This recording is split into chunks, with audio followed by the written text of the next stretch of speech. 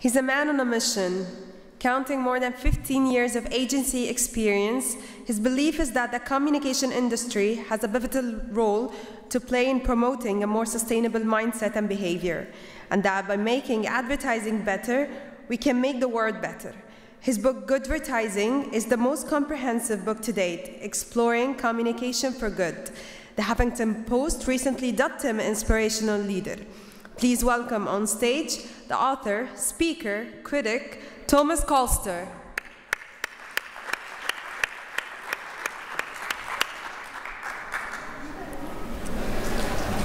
Great. Sorry about that. Just a little bit of a delay. Hello, everyone. How are you feeling? I'm actually the last thing that stands between you and the lunch break, so sorry about that. So I'm here all the way from Denmark. How many of you know where Denmark is? Let me see your hands up. Good, good. That's very honest, and I appreciate that, because to be frank, I've been looking very much forward to come to Cairo. This is my first time in Cairo, and thanks to Ahmed, who kind of said, you got to come to the Creative Summit, it's super interesting. So since you've been so frank to me, I got to say that I didn't know you had so many pyramids. I thought there was like 3 or 4, so for me it's like in Paris with like 10 Eiffel Towers, so super, super exciting. So I got some bad news for you in a way, because as you might know, in so many ways the world is a shitbag. We are faced with our mental issues, social issues, so we need to do something about it. I think the good news is that we in this room, you in this room, can solve that stuff. And I think Heba talked about how millennials are eager to do something about that. So what I'm going to talk about is how can creativity solve some of these challenges, and the good thing is saving the world, and I think also kind of save our industry. So just a little bit about myself. So I started in advertising when I was 21 years old, and I gotta say that my parents are school teachers. So I don't know how it is in Egypt, but school teachers are very sensible people. So telling my parents that I wanted to work in advertising, they were like, nah, advertising is evil and is sexist. That's what they told me. And I don't know what they're talking about. I mean, come on, evil, sexist? So it took me some years to kind of think about, it's just a French baguette, right? I mean, it took me some years to kind of realize, what is the impact that I can do with my work? What is the difference that I can make in this world? And so the last couple of years, my mission has really to do something about, oh, sorry about that, okay. I can't see my slides, that's why. So the thing that was my wake-up call was essentially the climate summit in Copenhagen. You know, that endless climate summits, Paris, etc., etc. Back at the time, I thought, you know, we can solve stuff. I mean, I had so much trust in our politicians to solve this, and you all know what happened, right? This happened. Nothing. So I thought, the immense power that advertising have, maybe I can use that for something good. Maybe we can change stuff. So this has been my mission. If brands have been part of the problem, I guess they can also be part of the solution. So that's what I adopted Good Advertising. It was a really simple premise that doing good for people and planet is also good for brand and bottom line. It's really that simple, okay? So I'm going to talk a little bit about that. Our problem, though, is that we're too self-obsessed. We have our heads up our own arse. And I think the selfie kind of shows that. You know, the selfie is the closest to public masturbation, but you just keep your pants on. And I think if we need to solve this environmental stuff, we need to move from incremental changes to really take some of the transformational changes and make them happen. So there's a lot of pressure on you guys in this room. And we don't believe our own eyes anymore. I mean, I think that's the real challenge. Truth is no longer truth. Facts is no longer facts. And we can look at that picture and we can laugh at it, but when we see the next graph, I mean, it's pretty evident something is happening right here, but it seems like we just don't really act on it. We don't do anything about it. So that's the real creative challenge for you guys here today. And this guy, he's in control, okay? If you think as brands that you rule the world, this is the guy who rules the world. I mean, Heba talked about how it's no longer the one-to-many, but it's many-to-many. I mean, look at the amount of content that's uploaded all the time.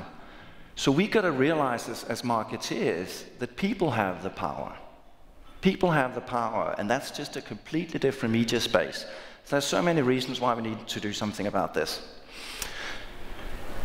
So certainly the stories the brands are telling are suddenly being called out. So Coca-Cola can talk about the happiness factory, but in so many ways people are sometimes starting to see them as the fat factory.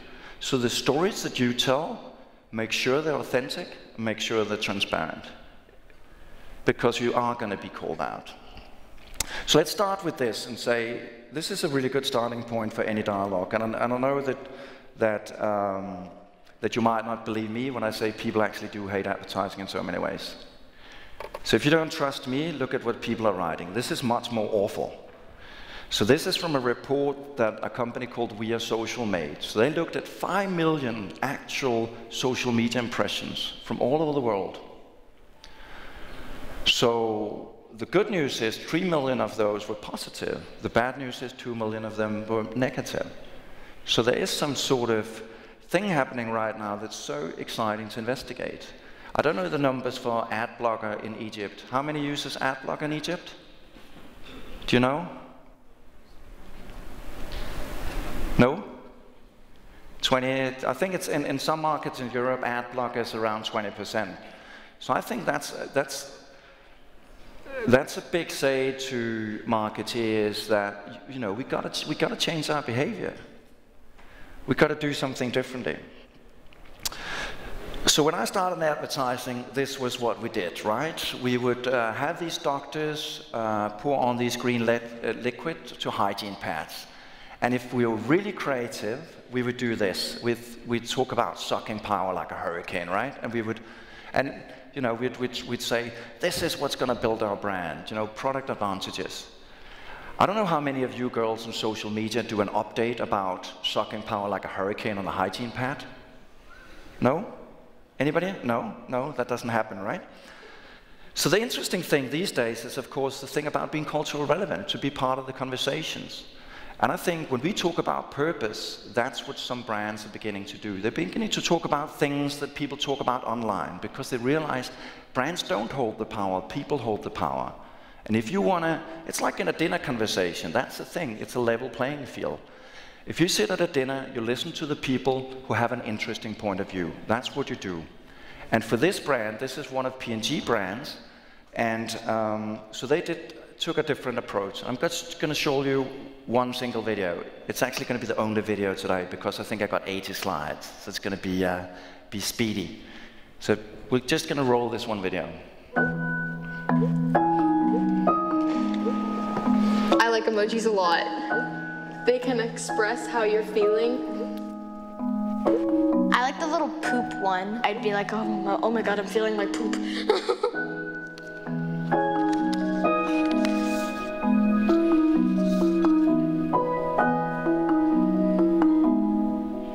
They're all mainly pink. Or, yeah, that's pretty much it. They're pink or like a girl. There's no girls in the profession emojis, unless you count being a bride a profession. I've got rock climbing, biking, playing basketball, and the girls are doing this. What's the deal in that? Why not girls? Except for the surfer, that one's a girl. Nope, it's just a guy with long hair. Girls love emojis, but there aren't enough emojis to say what girls do. That's just how things are.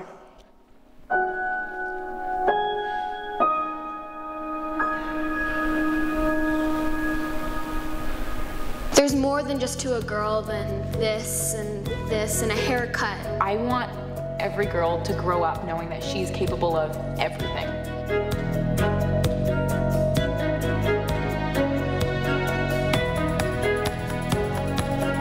I want to see a female wrestler. I would like a female soccer emoji. I would make girl emojis, girls lifting weights going to the gym, and girls biking, and a girl teaching people how to play drums. There should be a cop that's a girl, and a lawyer that's a girl, and a detective that's a girl, and a super badass girl. If there was a female musician emoji, she would be on stage posing like this, because she's in control and she's happy.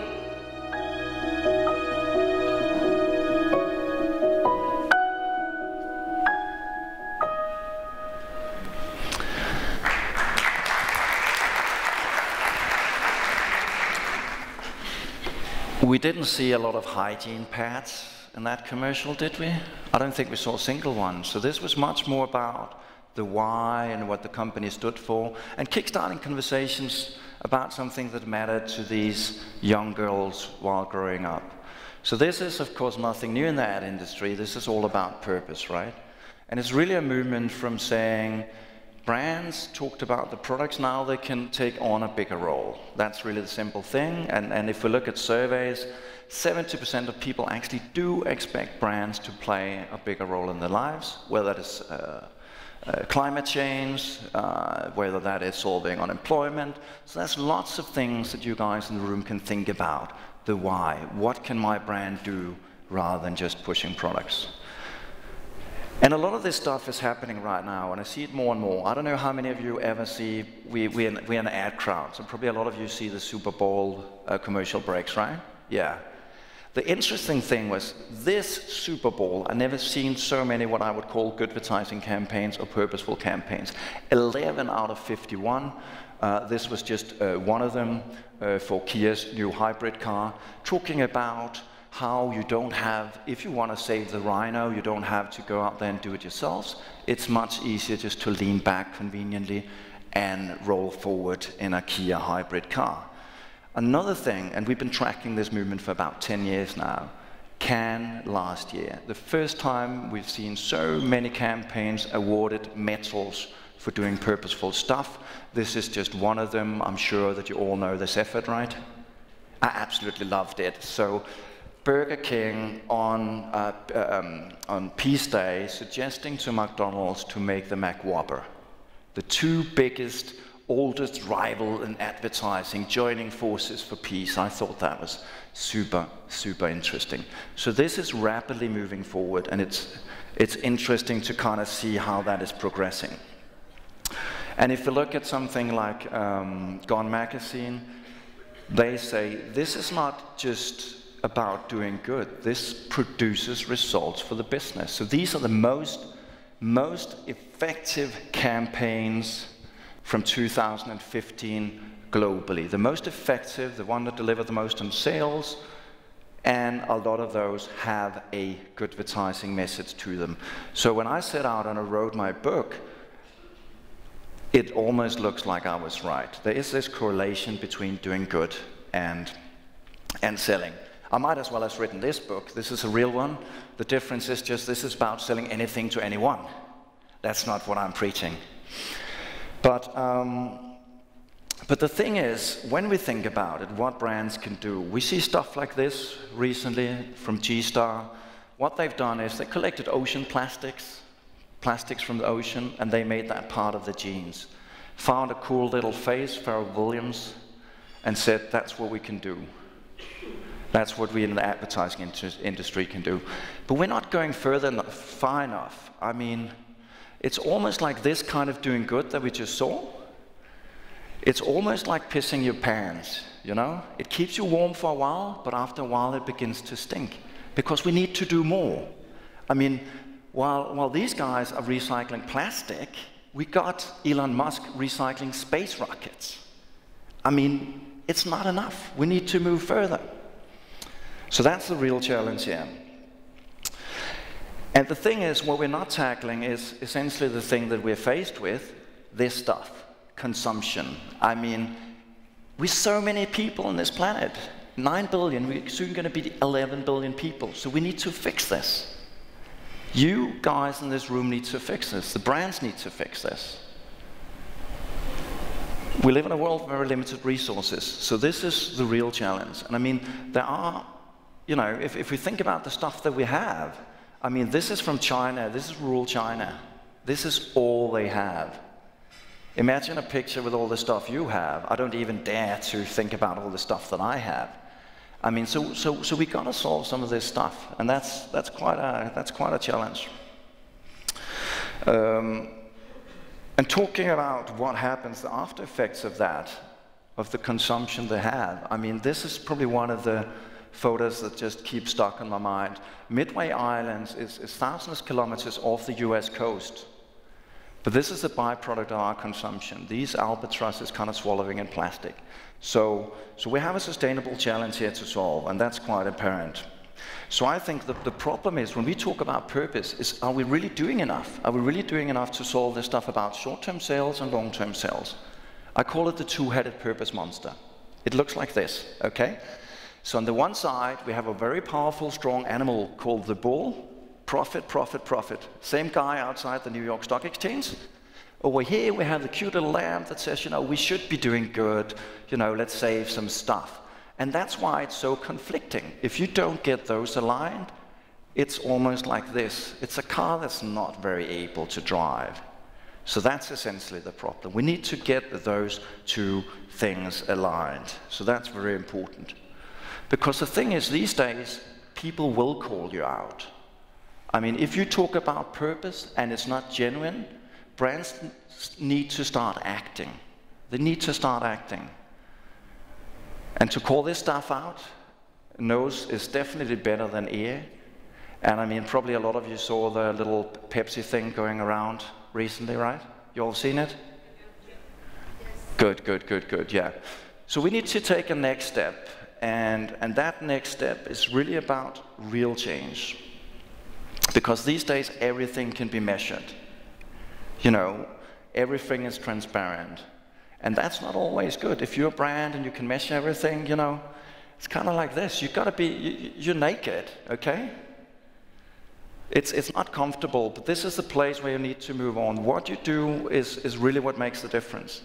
So back in 2011, the CEO of Puma, Justin Seitz, he was called at the time, when he did his annual reports, and that's what CEOs does, he also said, at the moment, we at Puma ruin the environment for $148 million. $148 million, that's what Puma ruins the environment for. And he said that because what you cannot measure, you cannot change.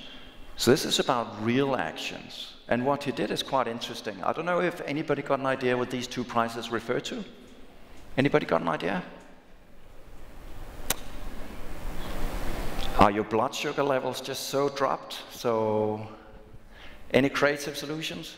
What do these two prices refer to? Production costs? Sorry? Profits, yeah. Actually, what these two prices refer to are the environmental damage each of these t-shirts does.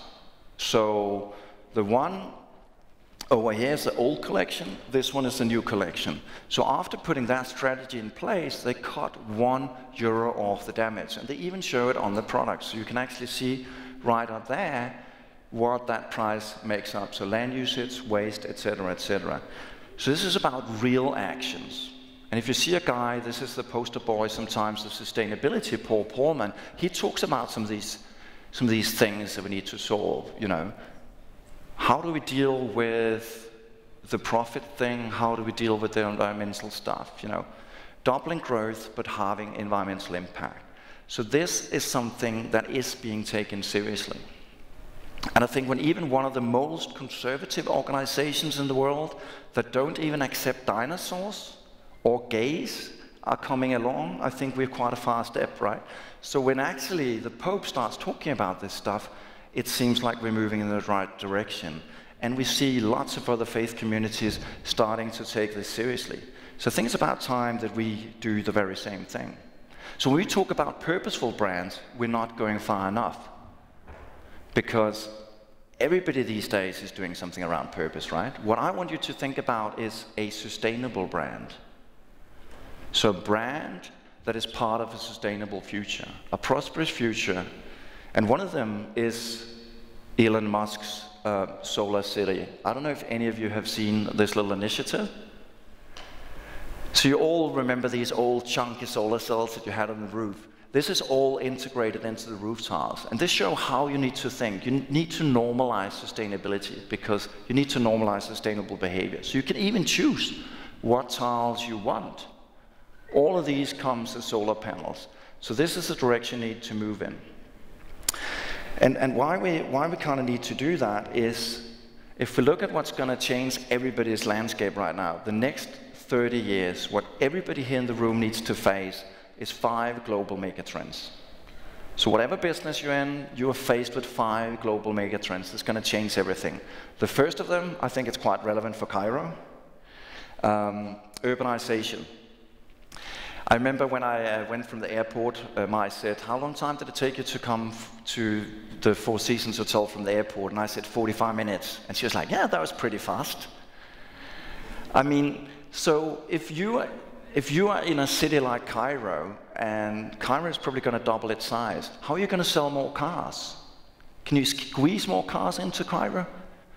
So then you think about, as a car company, if you can't sell more cars, what are you going to do?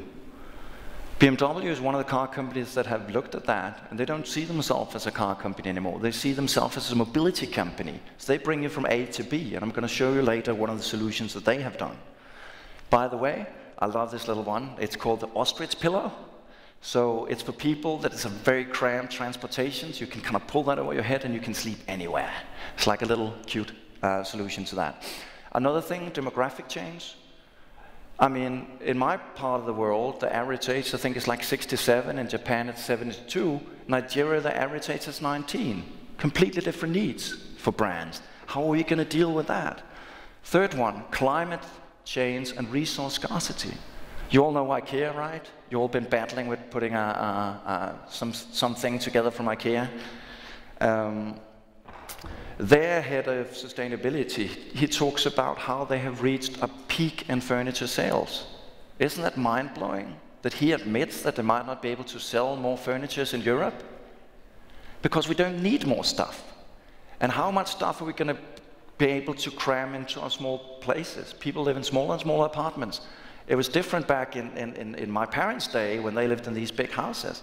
Today we have smaller spaces. So it really changes the way that you do business.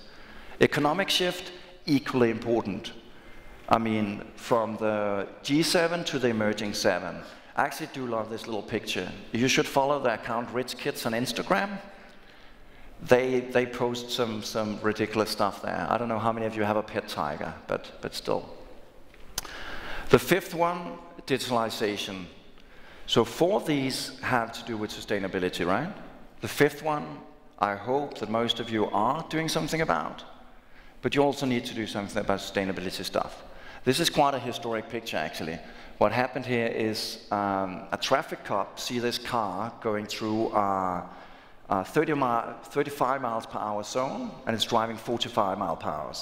So he pulls up next to it, stops the car, and when he looks into the driver's seat, there's nobody sitting there. So it's like a driverless car. So quite a historic moment. So all of this stuff is what you should see as your creative platform.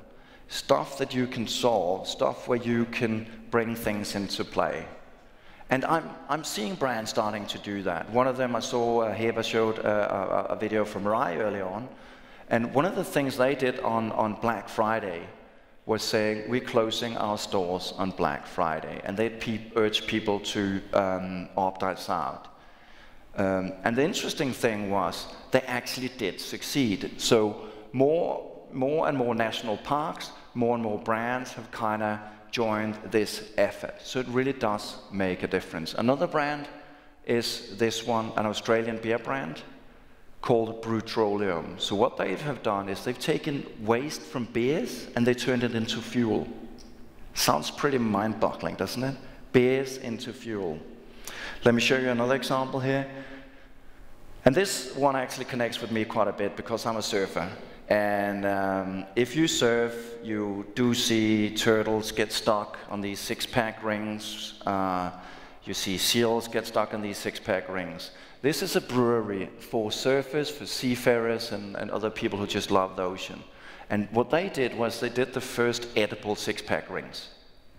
How cool is that? So you're actually solving stuff. So this is not just talking about it, this is solving it. And this makes sense. First we talked about how saying a lot of stuff makes a difference, that purpose sells, but sustainable brands make a difference. 2 years ago, Keith Weed out of Unilever said that their sustainable brands right now make up half the profit and grow twice as fast. And it really does make sense if you look at it from an investor point of view. If you want to invest in a company today, and you know the 4 of the 5 mega trends are about sustainability, and you're not doing anything about it, then you're really challenged. So what I urge you to do as creatives here today is think about some of this stuff. Think about how you can come up with real solutions. Because my problem is, as an industry, we're seriously not creative enough. We're dealing with some of the stuff, the wrong stuff. We're stuck with storytelling. And I hear these talks all the time in Cannes that we can think up everything. And I don't challenge your creativity, I just challenge your focus, okay? Because we're not moving fast enough. Because we're being caught up by social entrepreneurs. Because these guys want to do stuff. They want to solve stuff, and they haven't a passion to do something about it. They don't scratch on the surface. They want to do the transformational change. They want to do the hard stuff. They want to change business models. That's what they want to do. And there's some pretty cool nerds out there. I mean, I always said, don't bully the nerds. Don't because I don't believe in bullying, but because they are going to outpace us. The cool thing about nerds is they're just nerdy. They come up with crazy stuff. So let's look at some of the crazy stuff that is happening right now, and it's mind-blowing. This is not a teaser for the lunch break, by the way. This is a good tasting burger, but the price of it is $325,000. I don't know how many of you can afford that. It's not this Japanese Kobe meat that's massaged. That's actually much cheaper. This beef is made out of something that we all have in our bodies, muscle tissue. So it's grown in a lab. When that was launched in 2012, that was the price. Like we're seeing with everything else when it comes to innovation, computer chips, etc., if we fast pace forward, this is the price tag right now, 11.25 cents. So that might mean that we might very soon have free-roaming cows that can do whatever they want, because it doesn't make sense to grow meat the way we grew meat before. What does that mean if you're McDonald's? What does that mean if you're in the food industry? Another example is another nerd, Erin Smith, and she was looking forward to the big day, her wedding. I know there was a wedding in here last night, and May was super stressed about if they could clean it up and make it ready for the Creative Summit. We succeeded, that's good. But on that one day, I'm sure that all the girls in this room say, we want to look the best. But she felt kind of bad about having to wear a wedding dress only once. So she put herself a challenge, as nerds do. So she said, I want to grow my own wedding dress out of household waste and bacteria. Pretty crazy, right? Household waste and bacteria. This is how it looks like. Yeah, okay, you look at it, all the women look like, I'm not going to be married in that dress. And if you show up in that dress, I won't marry you either. But again, point being, give them like 1, 2, 3 years, and we are going to see stuff that can be grown. And I think that's the super fascinating thing about sustainability. This is not about limitations. Look at the sun, solar panels, and all that stuff. We've got so much stuff we can do. We can grow stuff out of nothing. So I talked about purposeful businesses. I talked about sustainable businesses. But the challenging part is maybe the most sustainable business is no business. And that might sound crazy. If you look at what's happening right now in Holland, this is a village that's 100% self-sustaining. It's being built right now.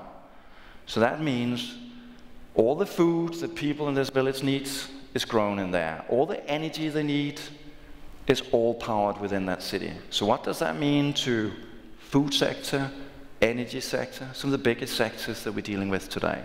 So people who say sustainability is not relevant haven't heard the wake-up call. So this is super, super interesting. But it's also a wake-up call to the creatives, because we've got to do more. These are the real nerds. These are the real creatives who are solving super interesting stuff. Not just funny stuff, not just like a little six-pack ring. They do big stuff, and we need to do that. A good place to start, and I think that's why I have become 200% more creative after embracing sustainability. Because it used to be that we should just come up with a print ad, or we should just come up with a little fancy packaging. What we can do now is we can invent everything, we can reinvent everything, and I think that's a massive possibility. So we can redesign business models. I talked about BMW before, right? What they have done right now is that they have launched with their hybrid cars something they call the Drive Now program, that they roll out across many markets, one of them actually also in my home city, Copenhagen. This is actually one of my favorite kiosks in Copenhagen. What they've done is that they say they want to be part of the infrastructure solution.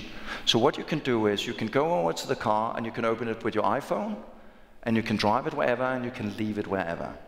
And most of the places where they are parked are by public transport. So they want to be part of that solution.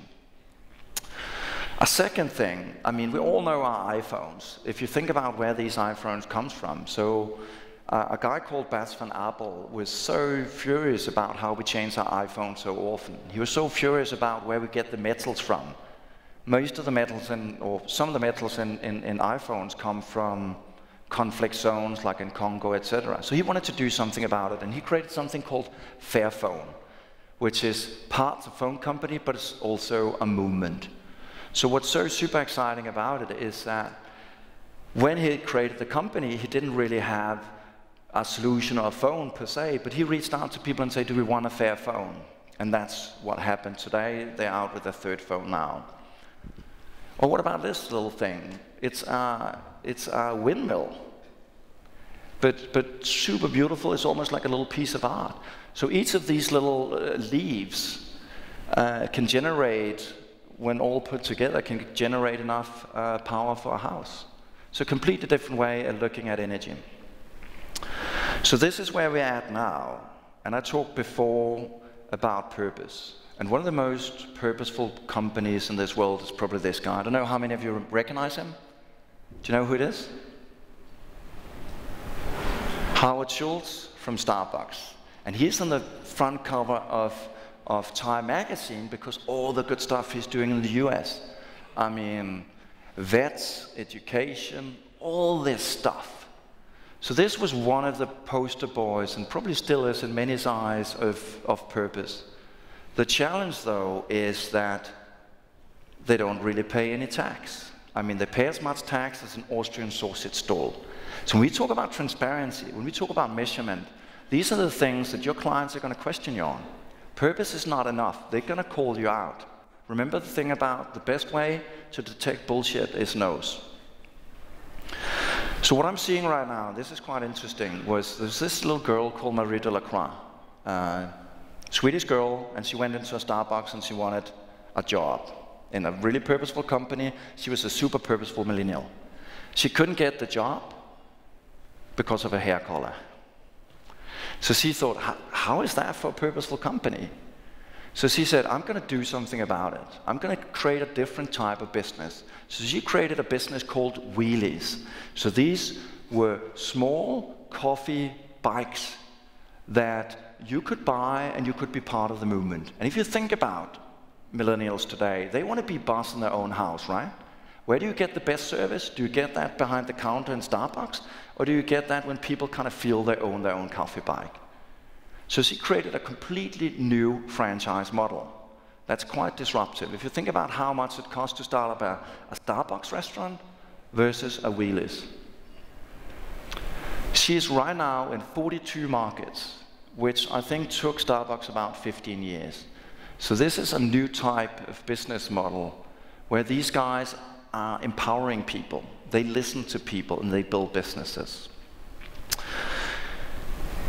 And the interesting thing is the things he talks about big brands in the room. I mean, I'm sure you've heard this survey also from Harvard's Meaningful Brands that says the majority of consumers don't care whether half of the world's brands disappear or not.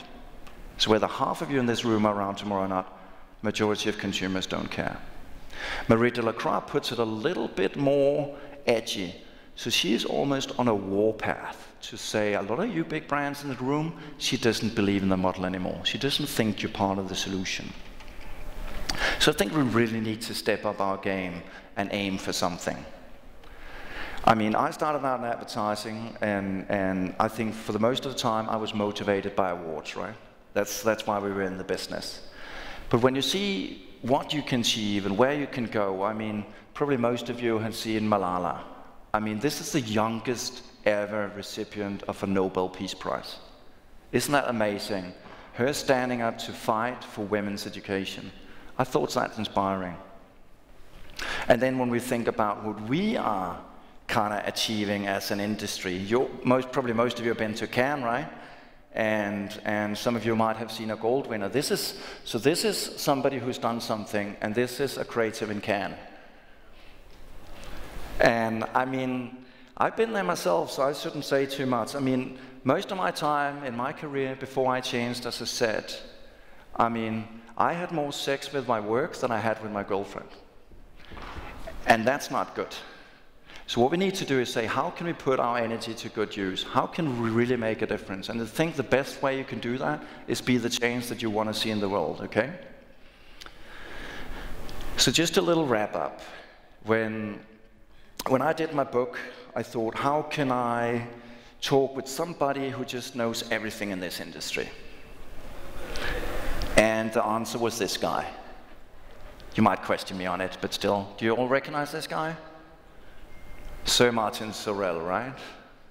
The most powerful guy in advertising. I mean, his paycheck just makes me jealous, though. He got like, is it 36 million pounds every year? It's a little bit above my pay grade, even though I pay myself, but still. So the interesting thing was, I reached out to him and I said, what do you think about this stuff? What do you think about purpose? What do you think about sustainable businesses? What do you think about empowering brands like the Wheelies model? Where are things heading? And I got an answer back. So that's pretty good. This one. Too much going on, sorry. That's the answer I got. This is, by the way, a confidential email, so if you do take pictures of it, make sure to tag him, okay? I don't really take no for an answer, and I think that's the mindset you need to have to succeed today. If you want to move from incremental steps to transformational steps, no is not an answer. You're going to go up against people. So I wrote the guy an even longer email, detailed all the agencies' work in my book, and I said, what do you think about this little movement? Sorry, just jammed. So I'm sure that all of us kind of laugh at that right now, but what's going to happen when you leave the Creative Summit, not tomorrow, but the day after tomorrow, and you're back at the office, and you think about that curly, crazy Danish guy on stage talking about sustainable business and purposeful businesses? You're going to be the same way. You're going to see, sorry, just damned, don't have the time for it, I'm sorry. That's not the answer we need if we want to really solve some super, super important stuff. So thank you so much for listening in on Crazy Danish Ranting. Thank you.